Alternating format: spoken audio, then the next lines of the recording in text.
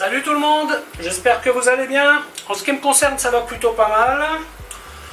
Alors comme d'habitude, on met les petits pouces, on s'abonne, hein, tout doucement, on avance en abonnés, ça fait plutôt plaisir.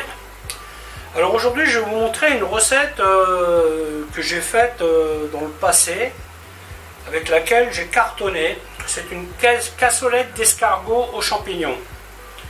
Alors en champignons, je vais utiliser des cèpes que j'ai mis en conserve, des champignons de Paris et des morilles.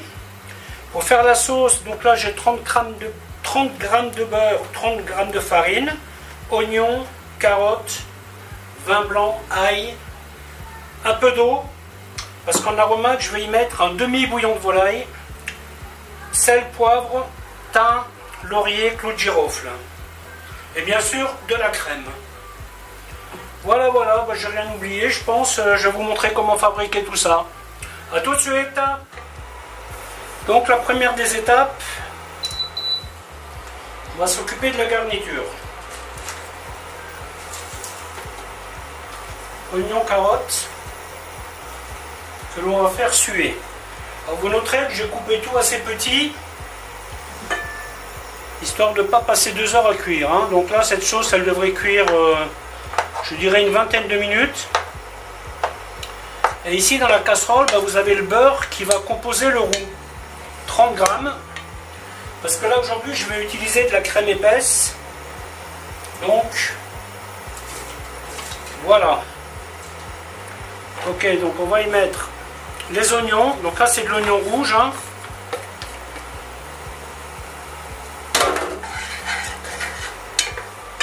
Et je mets tout de suite les carottes avec. Donc les cèpes, je les mets en conserve dans un bouillon de volaille. Là j'ai égoutté, j'ai rincé. Champignons de Paris classiques. Morilles à tremper dans de l'eau chaude. Il y a certaines morilles qu'on les préconisait de les pré-cuire 1 minute. Celles-ci, je ne les ai pas pré-cuites vu qu'elles vont cuire avec la sauce. Donc là on insiste bien, mais on essaye d'éviter la coloration. Hein. Les champignons en conserve, c'est le moins cher que vous puissiez faire. Hein. Parce que je les ai trouvés à 6 € le kilo, tout propre, tout fraîche. C'est vraiment intéressant. Hein.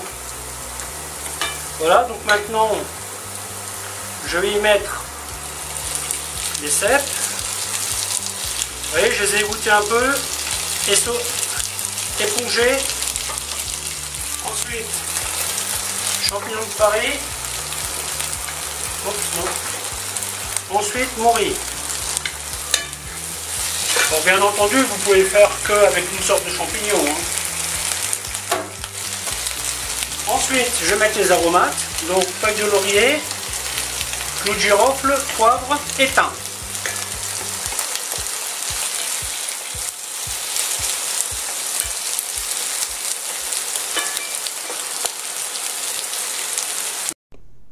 Là, pareil, on insiste bien.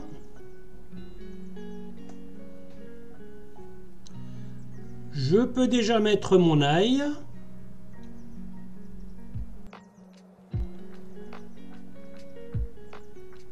Ensuite, la farine, que l'on fait cuire légèrement, quelques secondes. Hein. Et ensuite, on rajoute le vin blanc. J'ai mis environ 10 centilitres. Donc là, je vais pouvoir mettre le bouillon de volaille. Et je mets un petit peu de sel. Allez-y cool en sel, parce que le bouillon de volaille est déjà salé. Ça, c'est un chouette plat quand vous avez des invités.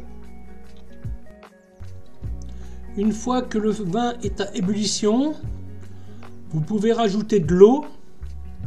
Là, je mets 250 ml d'eau.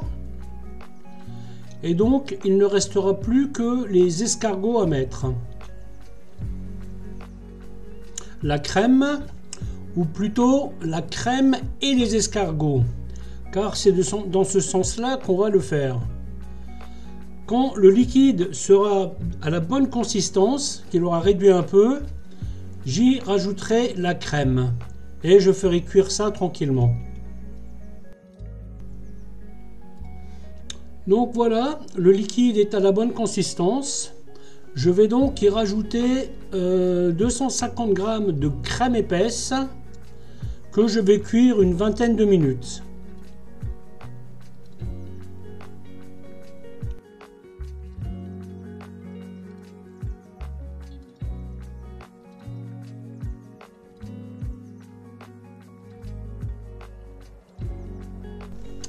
Une fois que la sauce a mijoté, on peut y rajouter les escargots. Et on va laisser cuire ça tranquillement pendant quelques minutes. Et pendant ce temps, je vais vous montrer comment faire le support pour servir cette cassolette. Pour servir ce truc. Alors la cassolette, comme son nom l'indique, vous pouvez la servir uniquement en cassolette, sans vous compliquer la vie. Ou alors vous pouvez faire une jolie croustade. Alors du coup, je vais vous montrer deux formes de croustade. Alors, on étale la pâte. Donc là, c'est la pâte feuilletée du commerce. J'ai trouvé une pâte de qualité. Parce que pour la faire soi-même, c'est un peu long. Voilà, donc c'est comme ça que je gère l'épaisseur de ma pâte.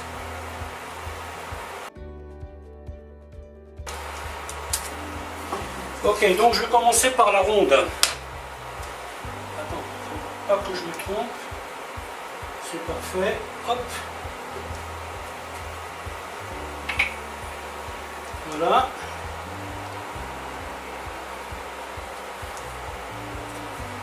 Voilà.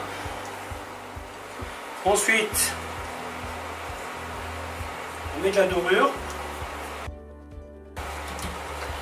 Voilà, et là maintenant je vais faire une empreinte.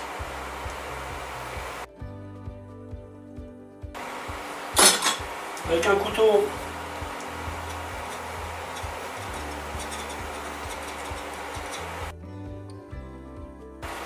On met de la dorure. Ensuite, avec une fourchette.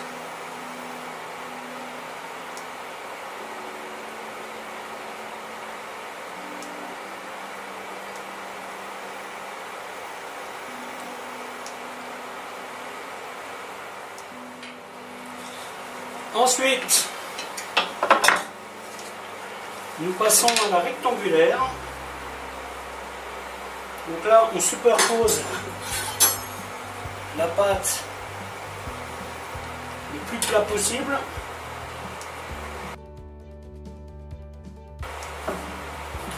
Voilà, et maintenant je vais m'adapter à cette forme que j'ai préparée. Après, vous coupez. Ensuite, vous pliez. Vous incisez sans aller jusqu'au bout. Dorure. Après, vous pliez ce morceau, vous le mettez dans ce coin-là. Vous prenez l'autre morceau que vous mettez dans l'autre coin. Pareil. Chiquetez délicatement. Donc avec la fourchette, toujours pareil.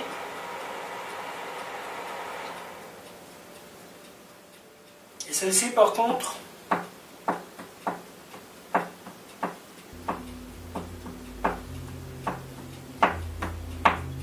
on y fait les petits trous. Et voilà, il n'y a plus qu'à cuire. Alors vous voyez, ça c'est le genre de choses, si un jour vous voulez inviter des amis, ben ça vous pouvez le préparer le matin pour le soir, sans problème.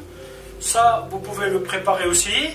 Je vous conseille de les cuire juste avant de les servir. Ça sera bien mieux que de devoir les réchauffer. Et puis là, ça vous fait une belle entrée ou un joli plat. Petite combine. Quand vous travaillez avec de la farine, pelle, balayette. Bien entendu réservée à ça. Vous n'allez pas utiliser la même que vous êtes pour le sol. Et là, ça vous permet de nettoyer facilement la farine et de nettoyer votre planche sans avoir un morceau de pâte dessus plus tard. Voilà, les feuilletés sont cuits. Alors vous soupesez, hein, ça doit être à peu près léger. Si vous le soulevez et vous trouvez qu'il y a un peu de poids, ça veut dire que votre pâte n'est pas cuite. Hein. Donc surtout laissez-le bien cuire parce que ça ne sera pas agréable à manger. Voilà, la vidéo va se terminer là. J'espère qu'elle vous aura plu. Et je vous dis à bientôt pour une autre recette. Bye bye.